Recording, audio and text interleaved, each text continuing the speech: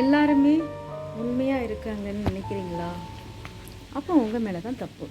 ஏன்னா எல்லாருமே உண்மையாக இருக்காங்கன்னு நினச்சி நீங்கள் நம்பி ஏமாறுறீங்களா? அதுதான் இல்லைங்க. உலகத்தில் எல்லாருமே உண்மை கிடையாது. யாருமே உத்தமர்களும் இல்லை. என்ன இவன் இப்படி சொல்கிறான்னு நினைக்கிறீங்களா? ஏன்னா நான் ஒரு உண்மையை சொல்கிறேன். எனக்கு நடந்தது. எனக்கு மேரேஜுக்குன்னு 2 செருப்பு வாங்கி கொடுத்தாங்க எங்கள் வீட்டில். என்னோடய பிரதர் எனக்கு 2 செருப்பு வாங்கி கொடுத்தான். ஒன்று பட்டு சாரிக்கு மேட்சா, ஒன்று ஃப்ராக் கொடுக்கணும். அதுக்கு விலை உயர்ந்த செருப்பு 2500 வாங்க அந்த செருப்பு விலை. அப்போ அது நல்லா உயரமாக இருக்கணும்ட்டு ஊச்சா சாண்டல் மாதிரி ரொம்ப காஸ்ட்லிக்கானது வாங்கி கொடுத்தான். அப்போது அந்த செருப்பு நாங்கள் கேரளாவில் இருந்தோம். அப்போ அங்கே வீடு மாறணும் அப்படின்ட்டு மாறி இருந்தப்போ ஒரு பாஸ்டர் உதவினாலும் வீடு மாறி இருந்தோம்.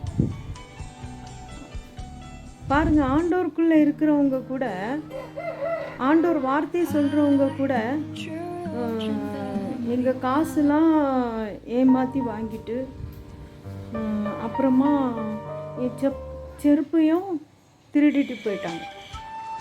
அப்போது இது எப்படிப்பட்டவங்க கேட்டால் மனுஷர்கள்ட்ட பலவீனம் இருக்குதுன்னு சொல்கிறாங்க. ஆனால் சத்தியமாக சொல்கிறாங்க, வேதம் எப்படி திரும்ப சொல்லுது, உண்மையாக இருக்கிறவங்க மட்டும்தான் பரலோகத்துக்கு போவாங்க. அவங்க தான் தேவ பிள்ளைகள். நிச்சயமாக உண்மை இல்லைன்னா நீங்கள் ஆண்டோட பிள்ளைகள் இல்லைங்க. அதை நீங்கள் நல்லா புரிஞ்சுக்கணும். நிச்சயமாக நீங்கள் அதை புரிஞ்சிக்க வேண்டியது அவசியம். ஏன் இதை சொல்கிறேன்னா, நான் நல்லா தேடி பார்த்தேன், அது கிடைக்கல. ஆனால் அது திருட்டு போயிருக்குன்னு ஆண்டவரால் உணர்த்தப்பட்டேன். அது யார் எடுத்தா அது எல்லாமே நான் உணர்த்தப்பட்டேன். ஆனால் உண்மையாகவே அவங்க இப்போ இடைக்கி டிபியில் ஃபோட்டோ வச்சுருந்தாங்க. அவங்க காலில் என்னோட செப்பல் கிடந்தது நான் பார்த்தேன். ஆனால் நான் அவங்க ஒன்றும் கேட்கல. அது போகட்டும். கேரளாவில் எனக்கு பைக் ஆக்சிடெண்ட் ஆகிட்டு, அந்த சமயத்தில் எப்படி இருக்கணும்? ஆக்சிடெண்ட் ஆன சமயத்தில் உதவியாக இருக்கணும் இல்லையா?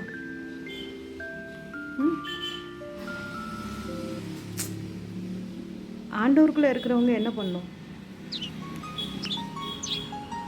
நிச்சயமாக உதவியாக இருக்கணும். அப்போது எனக்கு எவ்வளோ மனவேதனையாக இருக்கும் சொல்லுங்கள். அதுலேயும் கூட மருந்து மாத்திரை வாங்குறது கூட, அதுலேயும் பொய் சொல்லி, அதில் இவ்வளோ ஆயிட்டு அவ்வளோ ஆயிட்டுன்னு பொய் சொல்லி பைசாவை அதிகமாக வாங்கி, அதுலேயுமே பொய் சொல்லி காசு நிறையா அதுலேயும் ஏமாற்றி வாங்கிட்டாங்க. டேப்லெட்டுக்கு இவ்வளோ ஆகிட்டு, செக்அப்புக்கு இவ்வளோ ஆகிட்டு அப்படின்னு சொல்லி எனக்கு சொல்கிறது எவ்வளோ பெரிய போய் பாருங்கள். அது ஜிஹெச்சி ஹாஸ்பிட்டலுங்க, கவர்மெண்ட் ஹாஸ்பிட்டல் தான். அந்த ஹாஸ்பிட்டலில் காசு அவ்வளோ ஆகாது. அதுலேயும் எங்களை ரொம்ப மோசடி பண்ணிட்டாங்க. அதுவும் ஆண்டவருக்குள்ளே ரொம்ப பக்தி மாதிரி இருக்கிறவங்க, சர்ச்சு நடத்துகிறவங்க, யாரை நம்பன்னு எனக்கு தெரில. இப்படிப்பட்டவங்களுக்காக நீங்கள் ஜெபிக்கணும் கண்டிப்பாக. ஏன்னா இப்போ நிறைய பேர் அது உணராது இருக்கிறாங்க. தப்பு பண்ணால் ஆண்டவர் மன்னிப்பார் அப்படிங்கிற ஒரு சிந்தையில் இருக்கிறாங்க. அது தப்புன்னு அவங்க உணர முடியல. ஏன்னா காரணம் அவங்க பிசாசு வஞ்சிக்கு. இது அவங்க ஆண்டவருக்குள்ள உண்மை இல்லை, அவங்கள பிசாசு வஞ்சிக்குதுன்னு அவங்கள அறியாமல் அவங்க இருக்கிறாங்க. இப்படிப்பட்டவர்களுக்காக நீங்கள் ஜெபிக்கணும். பாய். God bless you.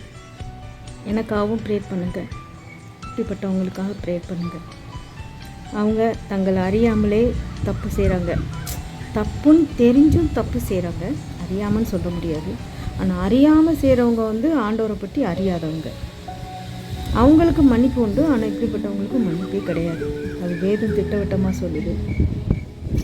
அப்போது இந்த மாதிரி போதகர் நடத்துகிற சர்ச்சுக்கு போகிற மக்கள் எப்படி இருப்பாங்கன்னு யோசித்து பாருங்க. அதுக்காக நீங்கள் ப்ரேயர் பண்ணணும். நம்ம எல்லாருமே ப்ரேயர் பண்ண கடமைப்பட்டிருக்கிறோம்.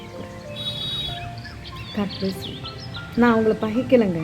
ஏன்னா அது அவங்களா செய்கிறதில்ல, பிசாசால் தூண்டப்பட்டு அவங்க செய்ய. பிசாசு வந்து ஒரு கூட்ட ஜனங்களை கடைசி காலத்தில் வஞ்சிப்பானான். இது அந்நியர்கள் பண்ணியிருந்தா எனக்கு சத்தியமாக அது பொறுத்துக்க முடியும். ஆனால் ஆண்டவருக்குள்ளே இருக்கிறவங்க இப்படி பண்ணுறாங்களேன்னு தான் ஒரு ஒரு அது என்னது ஒரு வருத்தம். இப்படி இருக்கிறாங்களே, அதாவது உலகத்துக்கேற்ற வேஷம் தரிச்சுக்கிட்டு, அதாவது இந்த பசுந்தோல் போர்த்திய புலிகள், இப்படிப்பட்டவங்களுக்காக ஜெபிக்கணும். ஏன்னா இவங்க மூலமாக அநேக ஆத்மாவை பிசாசு வஞ்சிக்கும், இது உறுதி. இவங்களே இப்படி இருந்தால் இவங்க சபை மக்கள் தாய் புலி 8 அடி பாய்ஞ்சா குட்டி புலி 16 அடி பாயும். அதனால் ப்ரே பண்ணுங்கள். பயங்கரமாக பிசாசு செயல் நடக்குது. God bless you.